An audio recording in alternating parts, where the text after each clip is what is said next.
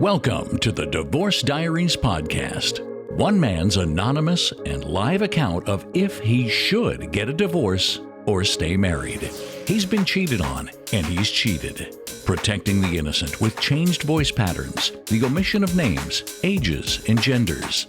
His authentic journey and account of the daily events of his marriage are helping him sort out his feelings and not get lost in the ups or the downs. New episodes are released daily. Welcome to the Divorce Diaries podcast. Entire seasons are released on Patreon weeks before anywhere else at Divorce Diaries Podcast Patreon page. Link in description. Now for today's episode. So, a lot has transpired since the last recording. Things are, I'm gonna do some house cleaning. I'm gonna put all my, eventually, maybe, I don't know, put all my Red Pill Raging Divorce Diaries podcasts that are no longer public, maybe up on Patreon. I have no idea. The level of toxicity that's in those, the level of hate that's in those, is something that no one should listen to. But I think that you should listen to it just as a guide for yourself if I decide to post it. Because when you listen to those posts, you need to listen to it through the lens of someone that is extremely, extremely selfish and only sees things from one perspective, and that's me. I only saw things from what do people do wrong? How do people need to be fixed? Look at that good thing that I did. Why don't they all remember and know? And why I'm so much better, because I'm so much smarter. If you want to hear the most arrogant version of any man, listen to those if I ever decide to post them on Patreon. And think about yourself. Think about the facts. Do you look at your wife as a person that needs to be fixed? If you do, understand fully how that will impact you as a father, as a husband, as a person, as you move through life, anything. When you look at those that are around you as broken, you will always treat them as broken. And that's what I did. And full disclosure, I'm about to lose, I think I have lost my entire family. And the bad part is it's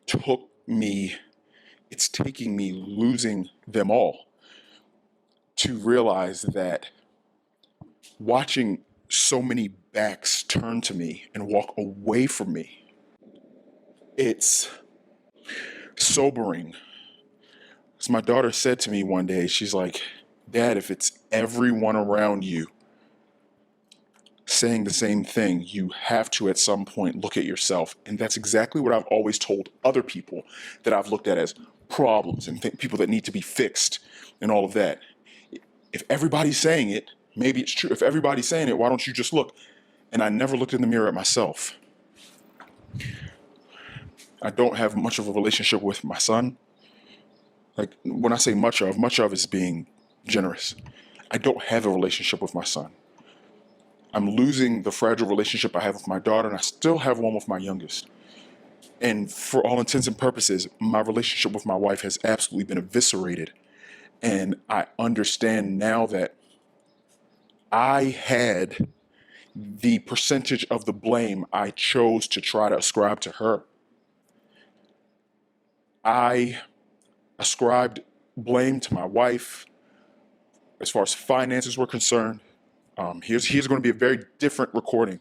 If you heard some of my dumpster fire garbage episodes that I recorded in the first wave of Divorce Diaries podcast, you'll hear me raging out, and I said things like, my wife charged our mortgage payment on our first house to a credit card for several months when we were already making ends meet barely, and she ran up credit card minimum payments so high that we couldn't afford to stay in our house and pay those minimum payments. So we had to leave very quickly.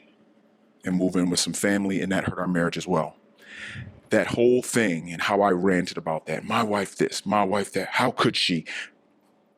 I never stopped to think of, why did my partner feel like they couldn't come to me about a problem?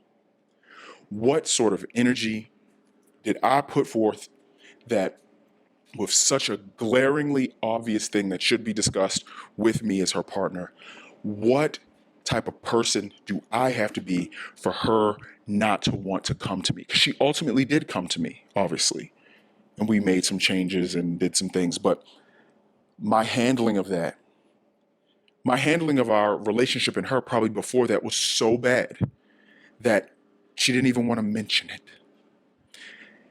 And then when she did mention it and it was time to, be different and, make changes and everything, all I did was take full control over the management of the money, and I totally cut her out of it. And at the time I rationalized it like, oh yeah, that's the right thing. She's not able to do it. That was your fault for giving someone with such a poor ability to manage money. That's your problem. She'll never change. She'll always be. And I did an even worse thing, because let's be honest, we were there for a few years. She handled it just fine up until some point. So she did handle it just fine. And she did provide me the peace of mind that I wanted, but I didn't choose to look at life through that lens of, this woman is really trying her best, and that's all I can ask for. And not only when she tried her best, she was trying her best and she was succeeding. And I could have just built her up and just said thank you and just rode those waves and just really do what those people say in a cliche fashion. Hey, there will be ups and downs in a marriage. Weather the storm. But I didn't handle ups or downs. When we were up, I would talk about the other things about when we were down. When we were down, I would lament about how we're down and see why we're down, and let's not do this and let me control this and down, down, down. I never, ever just slow down to take a beat, pause, and reflect and look at what we had and what we were doing. I was just so tormented by what I felt wasn't there, the destination where we need to be. I have to say, this is the Divorce Diaries, but this is changing, because I hate now that I am about to lose it all. Because I'm moving into my own apartment now. We sold the house that we were in, and I moved temporarily, what ended up being temporarily, to another apartment with my family.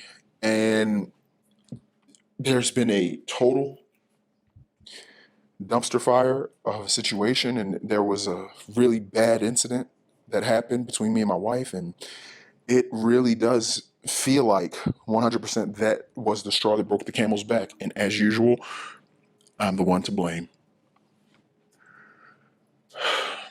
My perspective is really fucked up, and it's fucked up on most everything. Now, what I'm most motivated by, because I don't want this to be all doom and gloom, even though for me, it is. It's a terrible dumpster fire situation. This is almost only doom and only gloom, because my family is ending and I'm the reason for it. So with that being said, I don't know what I'm supposed to do in this situation, but I've always thought that I was righteous. I always thought that I was good. I always thought that I was pure. But now I know that I'm not. But my rationale and my ideals on life, they haven't changed. I still want to be a good dad. I still also want to be a good husband, even if my wife doesn't want me as a husband anymore. I'm committed to being a good friend to this woman, because this woman has been nothing short of amazing to me. I have the worst family. I mean, I have some of the worst family. And my wife put up with them, me. She put up with me when I sort of took their side over hers. She is probably as close to a saint as I'm gonna find. Now, I know there are a lot of people that might, you'll find someone else. Well, first, I wasn't really looking for her and I found her. And I'm not really looking to find anybody else. It's not really what I want. Because, not that I don't think I could get anyone. Well, to be honest, I haven't thought about it. Because for as bad as I was to my wife over all the years, I'm sorry if my sound is coming in and out or I'm a little echoey. I'm just getting out of the shower and I'm putting on lotion. I wanted to build a life with someone, and to be honest, after having seen what my wife will do, what she's like, how she moves, I still really, really only want to build a life with her. So I'm not thinking for a moment about meeting and being with any long-term with anyone else. She's really the only one. I really got lucky meeting her in high school and getting married and pregnant so young. It helped perpetuate some really rough times for us. But we had enough, and we had enough that was able to sustain the two of us together, then the three of us with our son. There was enough there. There was enough meat on that bone where I didn't have to be so scared and fretting so much and coming from such a fearful place of like, oh my gosh, if we don't save every cent, we'll never get out of this place. If we don't do this, if we don't maximize every moment, if we don't. And she had to live with the sky is falling husband. Not a husband that was in control, not a husband that was gentle. She just had a fearful husband, and all my fear came out, and I just projected it all onto her. And that's what... There aren't a lot of women in the world like my wife. But one, she's definitely one of a kind, and I'm not saying this because that's what you say. I'm saying it because I think I've talked to enough people. I've hit rock bottom hard enough. And the only thing I'm going to have in my life moving forward is possibly material things. I hope that I can grow some friendships and some relationships moving forward. And I hope that this pain goes away. But I don't know that it will, because I didn't ruin only my own life, but I really, really screwed over my wife, who really put her all into me and our family. So it's a really difficult situation now, knowing and fully understanding, because everyone used to tell me all the time, God, I don't think you understand. I just don't think you understand. And them saying, I don't think you understand, that eventually grew to, you don't understand. And I got really offended by that, like most fucking finger pointers do. They're never the problem. I got so upset at everyone else. What do you mean I don't? Don't tell me what I know. Don't tell me what I don't know. Even though I did that to people all the time, I'm thinking now I get all offended by what people are doing to me. I'm all pissed off. People are judging me. And to be honest, my family's so sweet. They're so good. They didn't judge me until I came to them and asked them. I'm like, hey, am I sucking right now? Is there something that I'm missing?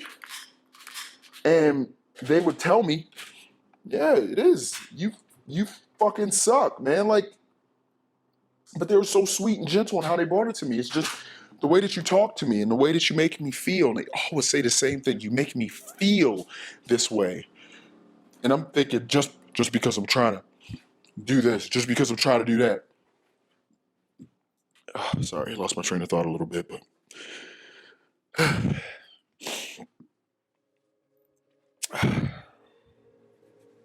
yeah, I don't know. I wanted very much to help my family, but I just smothered them and I suffocated them and I tried to force them into positions to make them something that they never asked me to try to make them into. And why was I so focused on other people's problems when I had my own shit? I mean, I understand. I mean, it's this isn't me trying to supplant blame on others. This is how my parents were. My parents were very critical people, and I grew up to be a very critical person. I thought that everybody's intentions were good, and my family was just trying to, and maybe their intentions were good. I don't know. I don't even care anymore. All I know is I let my family down. I tried to control them, and I hurt them. That's what I did, and that's what I have been doing up until, maybe a week ago to this point, because they were right. I didn't understand. And they were also right that in my state of mind, I couldn't understand. They were absolutely accurate. I could not understand anything. And me falling as far as I have and actually hitting what I would call rock bottom, with there being no way back, no way up with my wife. Now I finally get it. And that song, on and on, seems to go, but you don't know what you've got till it's gone. Ooh, bop, bop. You don't know what you've got till it's gone.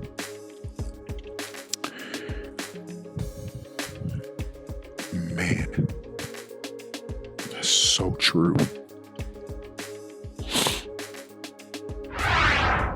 Wow. That was the Divorce Diaries podcast. The Daily Saga will continue tomorrow. The full season's episodes are on Patreon now. Subscribe for early access. Click the Patreon link in the description. Hopefully, these entries help our anonymous recorder as a form of his own personal therapy. That's his hope and his intention. Will these recordings of life's curveballs lead this family to the best resolution in the end? We'll keep listening. New episodes are released daily on all podcast players, but all episodes are available on Patreon at Divorce Diaries Podcast Patreon page. Until next time.